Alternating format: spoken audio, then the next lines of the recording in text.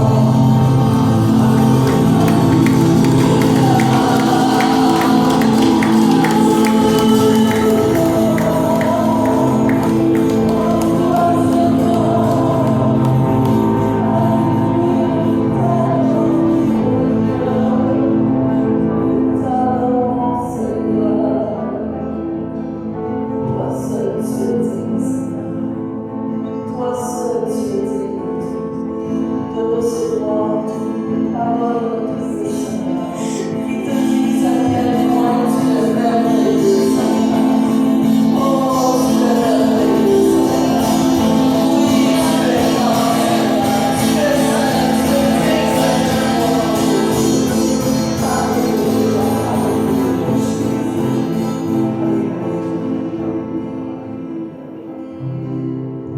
Alléluia.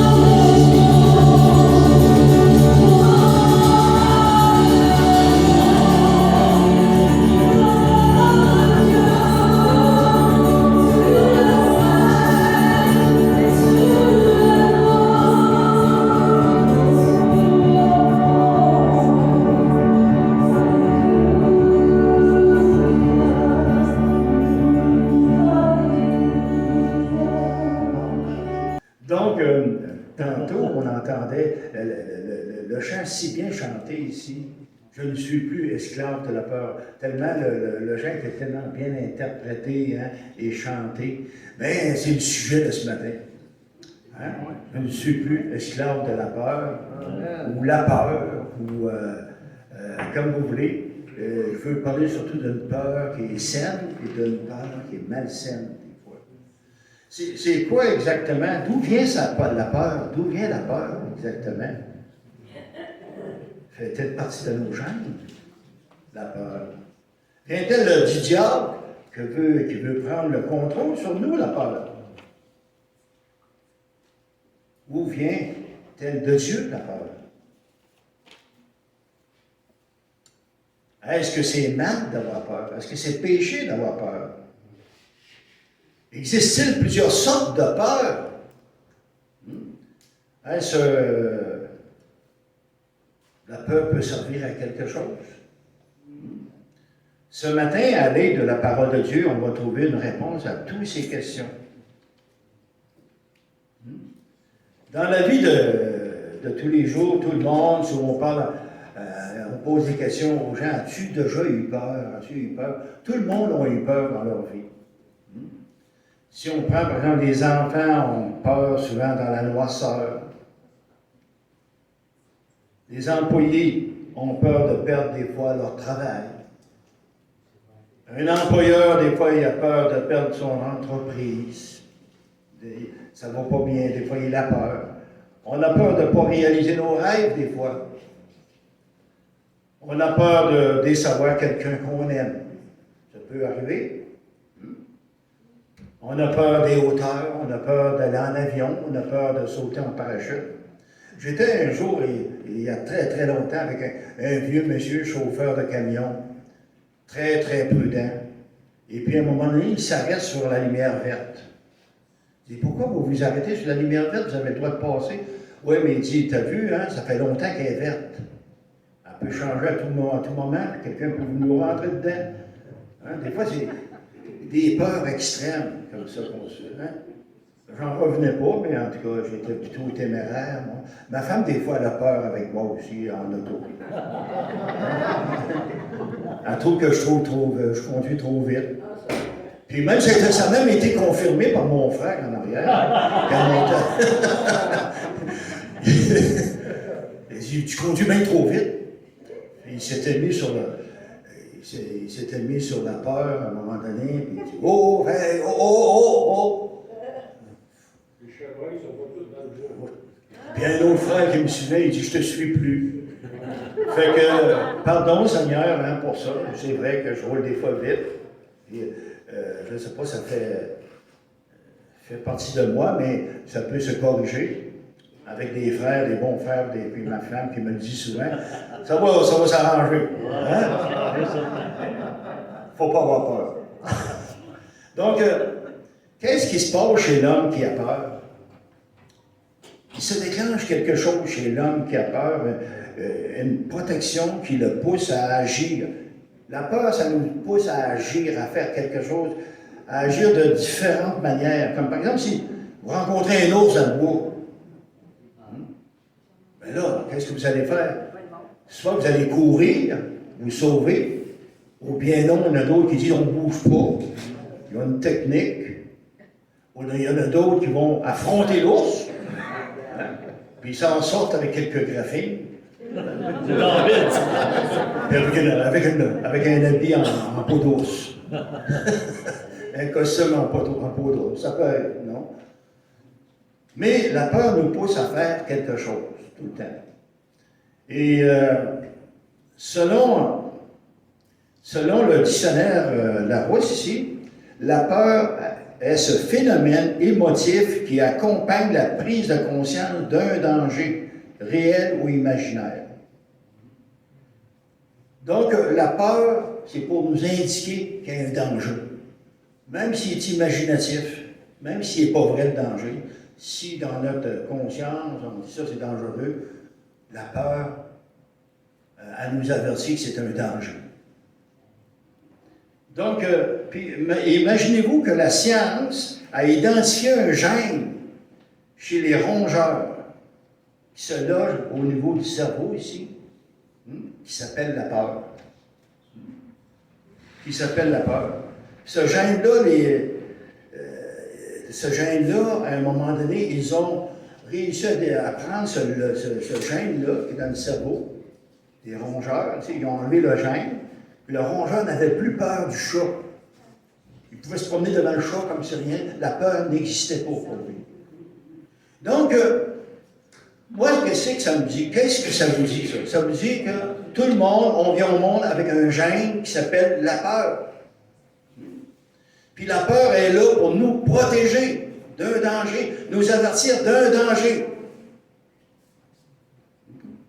Donc, on va aller dans la parole de Dieu pour voir les versets qui parlent de ça, la peur. Hein, la première fois qu'on entend parler de la peur, par exemple, dans la Bible, on va aller dans Genèse, chapitre 3, versets 1 à 18.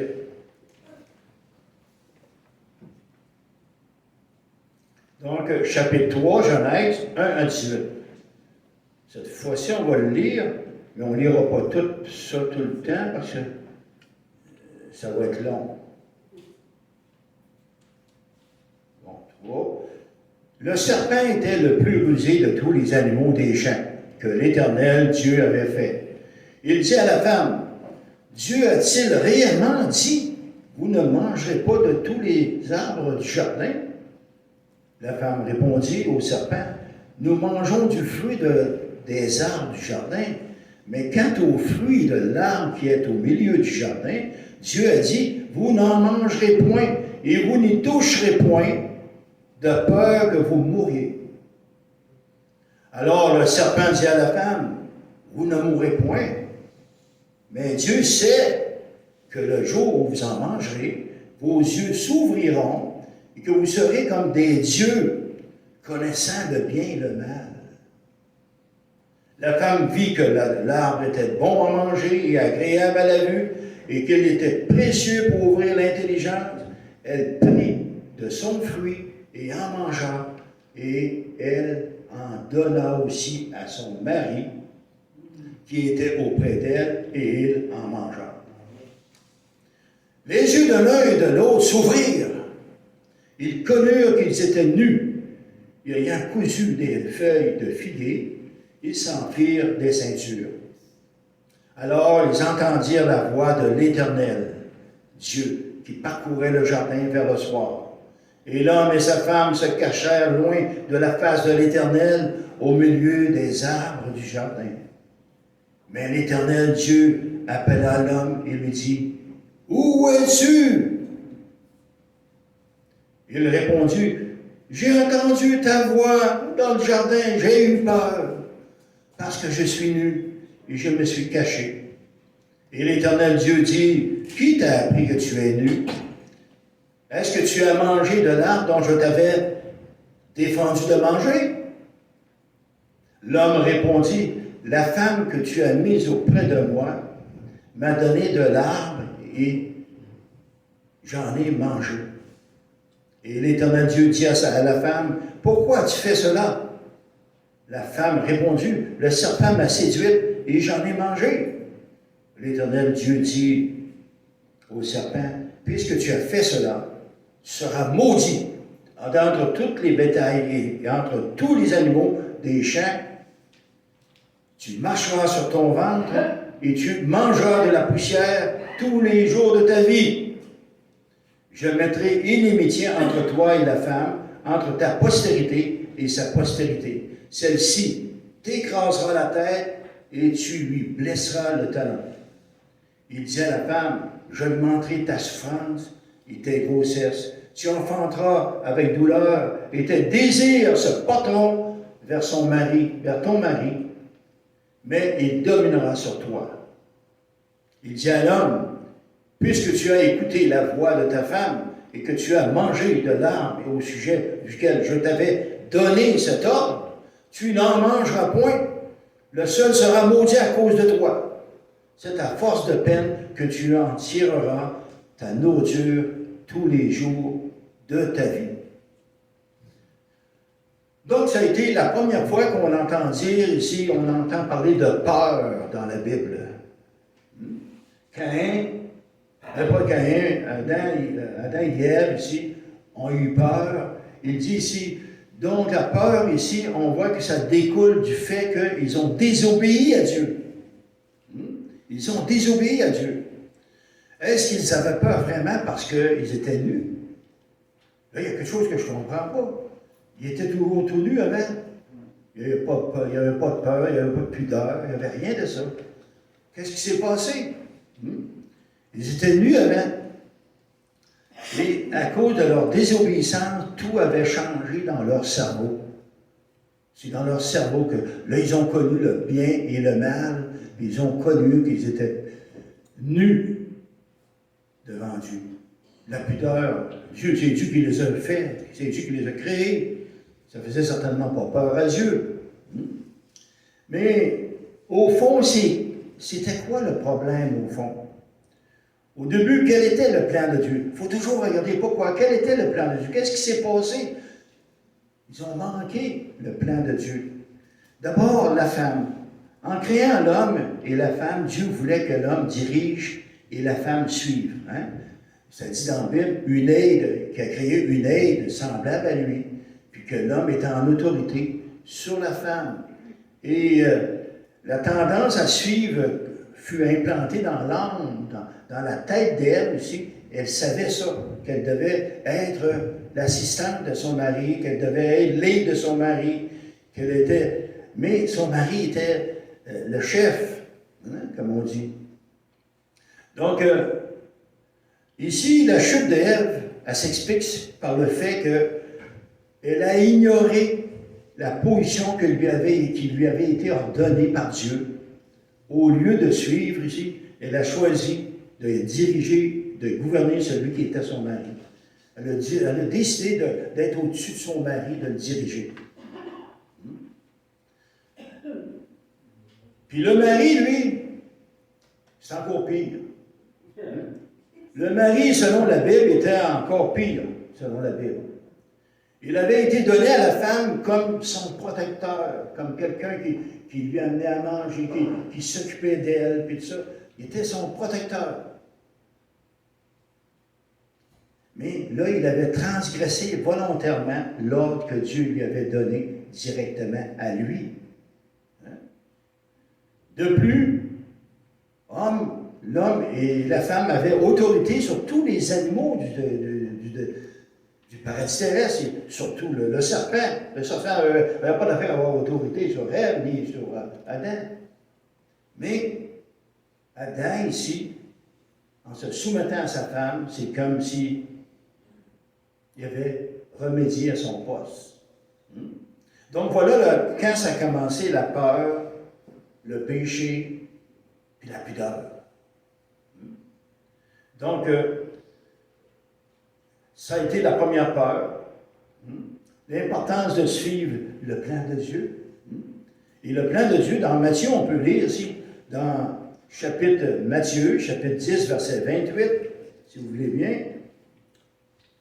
Ne tremblez donc pas devant ceux qui peuvent tuer le corps, qui n'ont pas le pouvoir de faire mourir l'âme. Craignez plutôt celui qui peut vous faire périr corps et âme dans l'enfer. C'est qui celui qui peut nous faire périr corps et âme dans l'enfer? C'est Dieu. Ne tremblez donc pas devant ceux qui peuvent tuer le corps. Ceux qui peuvent tuer le corps, c'est qui? Satan? C'est pas Dieu. Fait que dans Jacques, chapitre 4, verset 12 aussi, un seul est législateur et juge, c'est celui qui peut sauver et perdre. Le seul grand maître, le seul grand Dieu, c'est Dieu lui-même. Et on va continuer ici avec, mettons, les frères de Joseph. Vous vous souvenez de l'histoire de Joseph? Donc, les frères de Joseph, vous vous souvenez, on ne lira pas tout ça, ils ont vendu leurs frères comme esclaves. Et là, ça les a grugés toute leur vie, ça, à un moment donné. Ils avaient peur, et tout ça. Puis là, ils ne savaient pas ce qui était arrivé avec Joseph. À un moment donné, ils ont manqué de blé là, dans leur pays. Et puis, ils ont appris qu'en Égypte, il y avait plein de blé. Donc, leur père les a envoyés en Égypte pour aller chercher du blé. Et puis là, ils ne savaient pas, c'était Joseph qui était là. Puis Joseph était le deuxième après le roi, en plus. Mais là, Joseph les a reconnus, lui. Il les a reconnus. Alors, pour les éprouver, Joseph les traite d'espions. Il les accuse d'espions. Fait qu'un espion, là, était maltraité pas mal dans le coin. Là, la peur l'aura pris. Et puis là, dans Genèse, chapitre 42, verset 21, ça dit « Maintenant, nous connaissons l'angoisse. Nous sommes punis à cause de notre frère que nous avons vendu comme esclave. » Donc, ici, on voit ici que la cause de leur peur, c'est ce qu'ils avaient fait à leur frère. À cause de ça, ils ont eu peur. Il y a eu le prophète Élie qui a eu peur aussi. Moi, ce que je ne comprends pas du prophète Élie, peut-être le pasteur va peut-être m'expliquer ça. Hein? Il a défié tous les prophètes, les faux prophètes de Baal. Il les a même coupés la tête. Hein? Il les a défiés. Il a défié le roi Akab. Il a défié tout le monde. Il avait tellement la foi en Dieu, là. Il avait défié tout le monde. Il dit, regardez là, vous allez faire un sacrifice, vous allez offrir un sacrifice à votre Dieu, puis vous allez demander à votre Dieu d'allumer lui-même le feu. Puis je vais vous attendre, puis je vais faire la même chose, moi. Puis celui dont le feu va être allumé par son Dieu, ça va être le vrai Dieu. Hein? On sait qu'est-ce qui est arrivé. Hein? Là, les dieux, les prophètes, ça priait, puis ça, hey, mais il est peut-être endormi, votre Dieu, hein?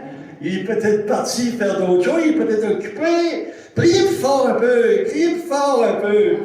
Là, ça criait, ça. Il n'y a rien qui se passait. Alors, Élie, qu'est-ce qu'il a fait? Il dit, bon, il dit, maintenant, il dit, ça va être à mon tour. Hein? Vous allez voir que mon Dieu, c'est un vrai Dieu. Il y avait la foi, Élie. Il y avait toute une foi. C'est ça que je comprends pas, que le pasteur va m'expliquer tantôt. Donc, là, il met des pierres, il arrose les pierres, le bœuf, il arrose tout ça plein d'eau, il met de la terre, il met toutes sortes de choses, et puis là, il demande à Dieu de descendre. Il dit, Seigneur, descends le feu maintenant du ciel. Le feu a descendu, il a brûlé les pierres, il a consumé toute l'eau, la terre, tout ça. Et puis ensuite, là, les gens, là, ils ont dit, c'est vraiment... Puis c'est là qu'après, il a tué même les Baals, les prêtres, les grands prêtres de Baal, puis tout ça. Puis là, tout d'un coup, il se sauve, il a peur de Jézabel.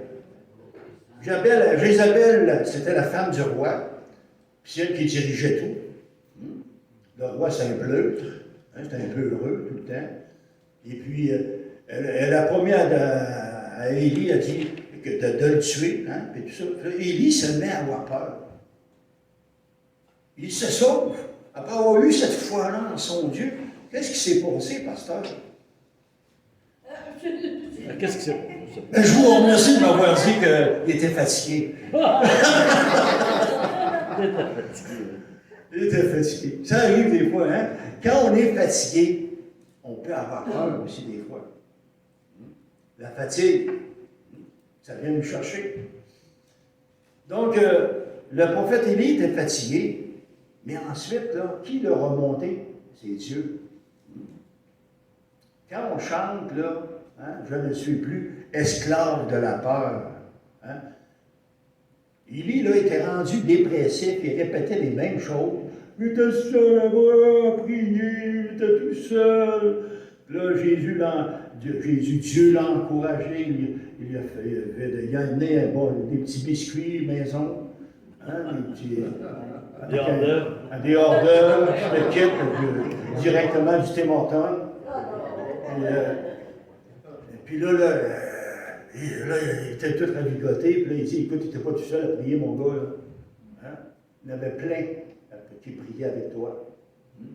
Puis là, c'est comme ça, c'est quand on se tourne vers Dieu, dans ce temps-là, quand on a peur comme ça, on se tourne vers Dieu, puis c'est là que ça fait toute la différence. C'est là qu'on peut chanter, hein? Je ne, hein, comment on dit ça? Là? Je ne suis plus esclave de la peur. Je suis enfant de Dieu. Parce que je suis un enfant de Dieu. Simon-Pierre, à un moment donné, on peut aller voir ça ici dans Luc, chapitre 5, on peut-tu tourner? Chapitre 5, verset 9.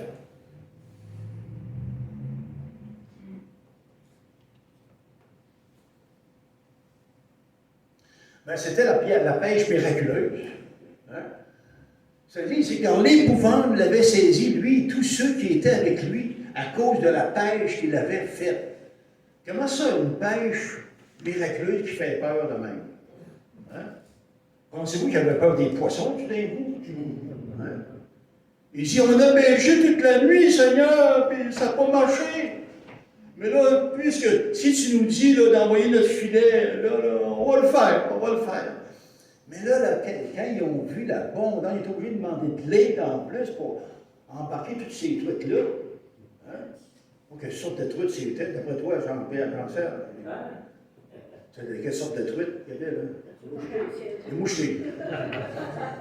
En tout cas, là, il a eu peur, pourquoi? Il a vu la grande puissance de Dieu. Il a vu comment que celui qui était là, qui lui avait ordonné de lancer son filet à gauche ou à droite, il savait que, il constatait la puissance de Dieu, une puissance, là. Ça, il dit, hey, il a eu une crainte de Dieu. Une crainte de Dieu qui lui a fait se mettre à genoux devant le Seigneur, puis de se confier en lui. À qui irions-nous, Seigneur, car tu as les paroles de la vie? Un jour qu'il a dit. Donc, on voit ici que la peur de Pierre, puis de tous les disciples qui étaient là ici, ça dépendait ici de sa conscience qui constatait ça, la puissance de Dieu. Mais, savez-vous quoi? On va aller plus loin ça dans Matthieu, chapitre 26, 36 à 39. Jésus a eu peur. Hein? Jésus a eu peur. Savez-vous ça? Même Jésus a eu peur. C'est-à-dire, là-dessus, Jésus alla avec eux dans un lieu appelé Gethsémani, et il dit aux disciples, asseyez-vous ici pendant que je m'éloignerai pour prier. Il prit avec lui Pierre et les deux fils de Zébédée. Et il commença à éprouver de la tristesse et des angoisses. Les angoisses, c'est la même famille que la peur. Ça. Hein? Jésus qui a éprouvé des angoisses. Il leur dit alors, mon âme est triste jusqu'à la mort, restez ici et veillez avec moi. Puis ayant fait quelques pas en avant, il se jeta sur sa face et pria ainsi, mon Père, s'il est possible que cette coupe s'éloigne de moi, toutefois, non pas ce que je veux, mais ce que tu veux.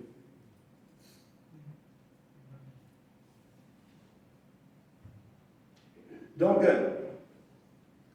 jusqu'à 39, c'est ça. Puis, ayant fait quelques pas en avant, il se jeta le bon de la face. Donc, Jésus, il a eu peur, mais c'est vrai que Jésus a eu peur. Il connaît lui-même une angoisse terrible, c'est vrai, en tant qu'homme. Une terrible souffrance à part ça, morale, c'est physique et spirituel qu'il allait endurer. Il savait qu'il allait endurer. Tout ce qu'il allait endurer en tant qu'homme, ça allait lui faire mal. Il allait souffrir. Il savait tout ça en tant qu'homme aussi. Mais comment a-t-il passé cette peur? Comment a-t-il passé cette angoisse? Comment il a réussi à passer au travers? Il s'est tourné vers son Père. Il s'est mis à prier son Père, qu'il soit fait selon ta volonté, Père. Le péché, d'après vous, c'est-tu d'avoir peur? Si c'est d'avoir peur, Jésus a péché. Hein? Vous savez que Jésus n'a jamais péché. En tant qu'humain, Dieu, il a mis ici ce gène de la peur en chaque humain ici, pour lui montrer c'est quoi vraiment, quelle peur. Mais Jésus a pris le contrôle de cette peur-là. Il ne s'est pas laissé contrôler par la peur. Il s'est mis à prier. C'est la chose que chacun de nous doit faire ici. Quand le Seigneur se dit souvent dans la Bible, là, c'est un mot grec qu'on emploie souvent, c'est tarséi. Ça veut dire crains rien, crains rien. Si le Seigneur dit ça, crains rien, ici, ça veut dire quoi? Ça veut dire que c'est important de maîtriser nos peurs. C'est important ici de ne pas se laisser écraser par nos peurs. C'est ça qui fait la différence. Donc, la peur, c'est pas péché, c'est normal d'avoir peur. Mais lorsqu'on a peur, on se retourne vers le Seigneur. Là, le Seigneur, ici, il prend cette peur-là, et il transforme ça en paix. La paix vient en nous. On est bien. C'est pour ça qu'on chante souvent ici, « Je suis plus esclave de la peur. Je suis un enfant de Dieu. » On se souvient des 12 espions envoyés à Jéricho. Sur les 12, il y en a combien qui avaient peur? Il y en avait 10. Ah, il y avait une peur terrible. Mais il y en avait 2 qui n'avaient pas peur du tout. Si on prend dans le temps de David, quand David a affronté le géant Goliath, tout le monde était terrifié à savoir qui va affronter le géant Goliath. Lui, David n'est pas grand, il est tout petit en plus, il dit, un enfant, il parle de lui comme étant quasiment un adolescent, je pense. Un adolescent aux yeux bleus. Puis parce qu'il était en contact avec son Dieu éternellement, Dieu l'avait formé avec ses brebis, tout ça, comme berger, pour défendre contre le lion, contre le loup, tout ça. Jésus, ici, avait pas Jésus, mais David, ici, n'avait pas peur. Il n'était pas contrôlé par la peur. Il y avait Dieu dans sa vie. Puis c'est là qui était toute la différence ici. Et souvent, il y a des peurs chez les chrétiens qu'on rencontre souvent. Chez les chrétiens. Quel genre de peur? Quand tu viens au Seigneur, là tu es peu heureux. Tu dis, hey, je vais étudier que je suis chrétien. Hey, mes amis, qu'est-ce qu'ils vont dire? Qu'est-ce qu'ils vont dire, mes amis, si je leur dis que je suis chrétien? Hey, je ne fais plus partie de la Ligue de quai. Un pasteur. Je ne pourrais plus aller à la taverne avec eux autres. Je ne pourrais plus aller au restaurant avec eux autres. Je ne pourrais plus sortir, aller à la chasse, je ne sais pas. Hey, qu'est-ce qu'ils vont dire si je leur dis ça? Là, tu as un choix à faire. Est-ce que tu choisis Dieu ou tu choisis tes copains? Mais là, il y a une peur. Là, il y en a des fois, les chrétiens qui ont peur de prier en public, de prier dans l'Église. Ils ont peur ils ont peur de tout. Ils sont sensibles de tout et tout ça. Puis là, ils viennent le Seigneur, ils ont accepté vraiment le Seigneur. Là, ils ont besoin d'une bonne poussée. Ils ont besoin de quelque chose. Et c'est là que l'apôtre Paul dit à Timothée, mon ami, ce n'est pas un esprit de timidité que Dieu nous a donné, mais un esprit de force, d'amour et de sagesse. Fait que, il semblerait que Timothée était peu heureux. Il était sensible, il était gêné. Il avait peur de tout. Timothée était jeune, il manquait de sagesse, timide, peureux. Il faut dire que pour suivre Paul, ça prenait de la force. Il venait d'annoncer tout simplement en plus là, que Hyménée et Philette l'avaient abandonné, c'est pas pour rien, parce qu'il était pas à suivre. Donc, si tu as peur de témoigner l'Évangile, de démontrer que tu es un chrétien, l'œuvre de Dieu ne peut pas progresser avec toi. Si ses serviteurs sont des lâches, des paresseux, excusez.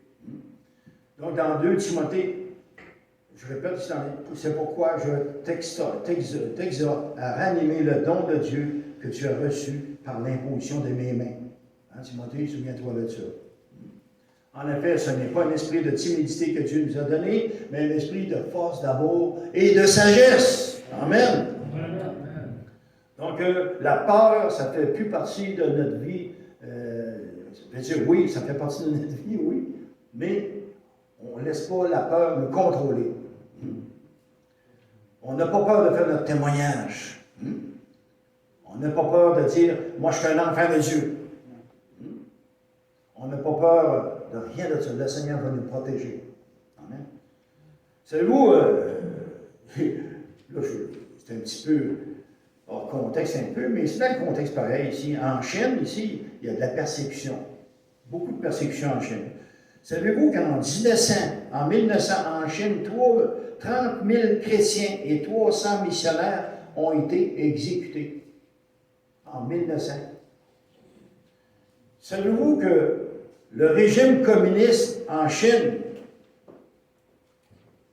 le christianisme était complètement prohibé? Complètement prohibé. Notamment suite à la révolution culturelle.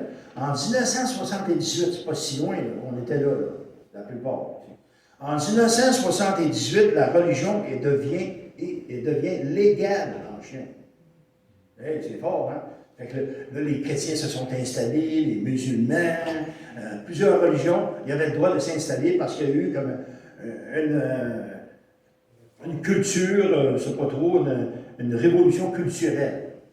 Là, il y a un monsieur chinois qui dit qu'il était pour ça, là, la liberté, et tout ça. Mais seulement, il fallait que ce soit contrôlé par le gouvernement.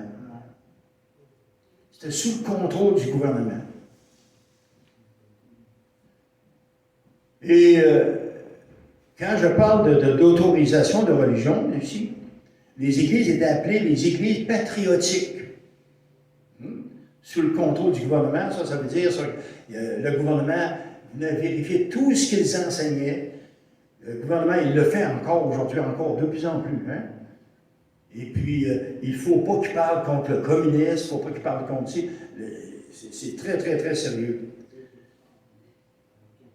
Savez-vous que présentement, selon un publié le 29 octobre 2014, pas si loin ici, les mineurs, je ne parle pas de travailler dans les mines, là, ils travaillent les adolescents de 18 ans en descendant, de moins de 18 ans, ne devaient pas pratiquer la religion, que ce soit à l'école, mais nous autres, on a ça ici à l'école, on n'a pas la religion, il ne faut pas enseigner la religion à l'école, mais ni chez eux. Puis, il n'y avait pas le droit de venir à l'église pour le culte. Puis ça, c'est encore comme ça aujourd'hui. Savez-vous que les églises, sous le contrôle du gouvernement, se font même enlever leur croix? Il y en a qui sont plus téméraires que d'autres. Ils vont dire, écoute, là, le Seigneur va nous protéger, ils mettent une grosse croix devant leur église. Puis là, le gouvernement vient enlever leur croix. Devant l'église, surtout si elles sont trop grosses. Plus d'1 millier de croix surmontant des églises, surtout des églises protestantes, ont été décrochées par le gouvernement qui les trouvait trop voyantes. Selon Porte Ouverte, la Chine est passée entre 2018 et 2021 le 43e pays où la persécution est la plus sévère, là, mais elle a descendu à 17. Ça veut dire qu'elle est de plus en plus sévère envers les chrétiens. La Chine est de plus en plus sévère envers les religions, envers les chrétiens. Elle est rendue au 17e rang des pays du monde où la persécution est la plus sévère. En Chine, les chrétiens sont soumis à une pression de plus en plus importante de la part du gouvernement. Dernièrement, c'est par le biais de leurs enfants que l'État opère contre le christianisme. Les enfants sont utilisés comme espions contre leurs parents. Vous savez, les enfants, c'est naïf. Ils vont demander aux enfants, est-ce que vos parents pratiquent une religion chez vous? Quelque chose de même. Tout ça. Les enfants, ça parle. Hein? Et puis là, ils vont voir les parents après. Hein? Ils font également pression sur la famille après, une famille chrétienne, quant à l'avenir académique de leurs enfants. Ils vont dire, êtes-vous intéressé que vos enfants aillent à l'université, par exemple, tout ça? Ben, les parents, bien oui, ils vont dire oui. Hein? Donc, ils font une pression, puis ils informent les chrétiens qu'ils doivent cesser de s'impliquer dans l'Église chrétienne, s'ils veulent que leurs enfants soient instruits. S'ils veulent que leurs enfants aient une chance d'aller à l'université, qu'ils arrêtent de pratiquer la religion. Une famille chrétienne, on m'a pas juste raconté les dernières nouvelles, on a dit qu'une famille chrétienne qui a choisi d'enseigner dans les maisons, le gouvernement a fait une descente chez eux. Le gouvernement a saisi le matériel et les ont poursuivis comme terroristes. Mais, frères et sœurs, la bonne nouvelle dans tout ça, ça vous c'est quoi? Vous ne savez pas, hein? Depuis l'an 2000, le christianisme prend de l'ampleur en Chine à une vitesse miraculeuse.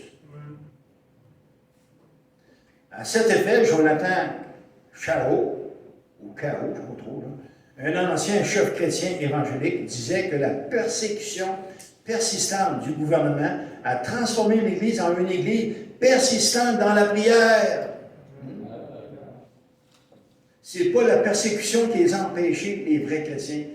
Hein, ils ne se sont pas laissés contrôler par la peur. Aujourd'hui, savez-vous combien il y a de chrétiens environ en Chine? 100 millions. Puis ils ont monte plus que partout ailleurs. C'est un des pays les plus persécuteurs au monde. Imaginez. Pourquoi? Parce qu'il y a la persécution. Puis les gens, ils savent que pour s'en sortir, c'est la seule chose, c'est Dieu. Puis Dieu a fait ses preuves devant tout les gens là. Donc, tout simplement que ces gens n'ont pas été esclaves de la peur. Est-ce qu'ils ont eu peur, ces gens-là? D'après vous autres? Hein? Ils ont eu peur. Ben, ils ont eu peur, comme toutes les autres. Est-ce que vous auriez eu peur, vous autres? Moi, en tout cas, j'aurais eu peur. Mais j'aurais prié, puis le Seigneur m'aurait gardé le contrôle sur la peur. Donc, aussi, moi, j'ai constaté aussi que dans la Bible, on parle de deux sortes de peur en réalité. On parle de peur malsaine, puis on parle de peur saine. C'est quoi la différence? On va aller dans Luc, si vous voulez bien. Voilà. Luc, chapitre 23. Verset 35.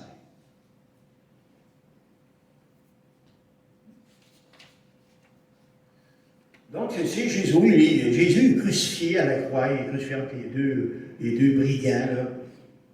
Puis regardez ceci. Le peuple se tenait là et regardait. Les magistrats se moquaient de Jésus, disant, il a sauvé les autres, qu'il se sauve lui-même. S'il est le Christ, l'élu de Dieu. Les soldats aussi se moquaient de lui, s'approchant et lui présentant du vinaigre. Il disait, si tu es le roi des Juifs, sauve-toi toi-même. Il y avait au-dessus de lui cette inscription, celui-ci est le roi des Juifs. L'un des malfaiteurs crucifiés l'injuriait, disant, n'es-tu pas le Christ? Sauve-toi toi-même et sauve-nous. Mais l'autre le reprenait en disant, ne crains-tu pas Dieu, toi qui subis la même condamnation? Pour nous, c'est justice, car nous recevons ce qu'on a mérité, nos crimes. Mais celui-ci n'a rien fait de mal. Selon vous, le peuple qui criait, là, hein, qui se moquait de Jésus, est-ce qu'il y avait la crainte de Dieu, ces gens-là? Aucune crainte de Dieu. Est-ce que les soldats qui se moquaient de lui avaient la crainte de Dieu? Non plus. Est-ce que le malfaiteur crucifié, lui, qui l'injuriait, avait la crainte de Dieu? Non. Absolument pas. Mais l'autre malfaiteur, lui, il avait la crainte de Dieu. Oui. Il avait la crainte de Dieu. C'est ça la différence. Donc ici, c'est une peur, il aurait pu avoir la peur saine, d'avoir la crainte de Dieu, comme le brigand, on dit le bon brigand, mais c'était deux brigands. Et puis, donc l'un des malfaiteurs, l'injuriait, et l'autre avait la crainte de Dieu. Donc, nous le savons, la crainte peut être une émotion positive ou négative. N'est-ce pas? Il existe également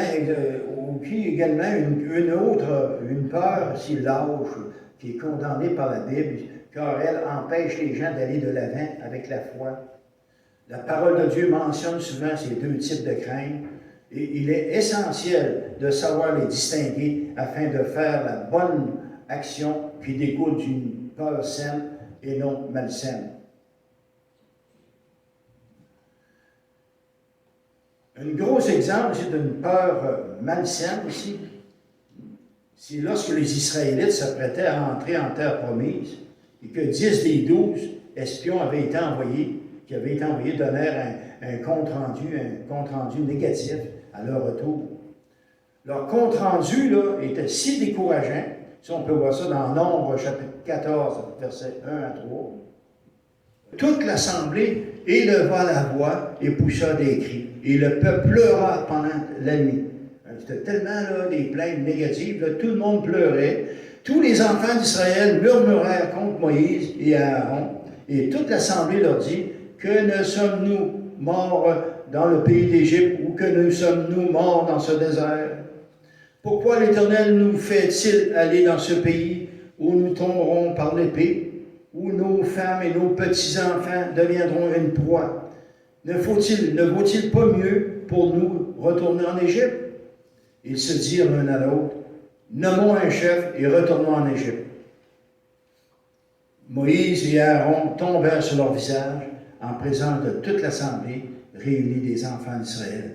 Et parmi eux, ceux qui avaient exploré le pays, il y avait Josué, fils de Nun et de Caleb, fils de Nephiné. Ils déchirèrent leurs vêtements et parlèrent ainsi à toute l'assemblée des enfants d'Israël. Le pays que nous avons parcouru pour l'explorer est un pays très bon et très excellent. Puis si l'Éternel nous est favorable, il nous mènera dans ce pays.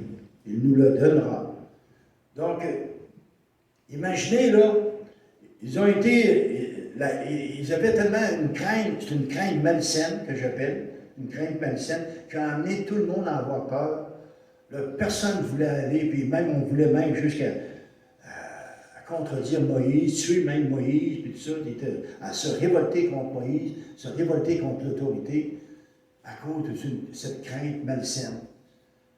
Est-ce que ça peut arriver des fois dans une église, ou tout ça, que des gens apportent une crainte malsaine qui nous empêche d'aller de l'avant? Puis d'autres dans l'église qui arrivent et disent non, non, non, ça va bien aller. L'Éternel est avec nous autres. Ça, c'est une crainte qui est saine.